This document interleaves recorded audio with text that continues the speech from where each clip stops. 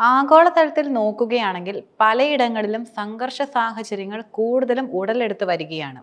ഈ സാഹചര്യത്തിൽ രാഷ്ട്രീയ അരക്ഷിതാവസ്ഥകൾ രൂപപ്പെടുമ്പോൾ പലയിടങ്ങളിലും കാണുന്ന ഒരു പ്രധാന സാന്നിധ്യം എന്നത് അമേരിക്കയും പ്രസിഡന്റ് ഡൊണാൾഡ് ട്രംപുമാണ്. എല്ലാ പ്രശ്നങ്ങളിലും ഇടപെട്ടുകൊണ്ട് പ്രധാന റോള് കളിക്കുകയാണ് അമേരിക്ക. അതിന് അമേരിക്കയ്ക്ക് കിട്ടിയ പണികൾ നിരവധിയുമാണ്. സാമ്പത്തിക മാന്ദ്യത്തിലേക്ക് കൂപ്പുകുത്താൻ ഒരുങ്ങുന്ന ഒരു സാമ്പത്തിക സ്ഥിതിയും അതുപോലെ ജനപ്രീതി തന്നെ കുറഞ്ഞ ഒരു പ്രസിഡന്റും കലിതുള്ളി നിൽക്കുന്ന പ്രകൃതിയുമൊക്കെ യഥാർത്ഥത്തിൽ അമേരിക്കയ്ക്ക് നിലനിൽക്കുന്ന വലിയ വെല്ലുവിളികളാണെന്ന് പറയുവാൻ കഴിയും.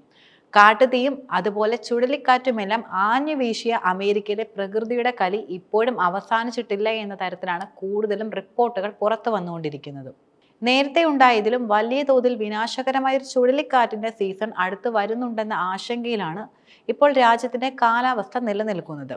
പ്രവചന ഏജൻസി അതുമാത്രമല്ല, നേരെ മറിച്ച് നാഷണൽ വെതർ സർവീസ് ജീവനക്കാരുടെ ക്ഷാമം നേരിടുന്ന പ്രശ്നം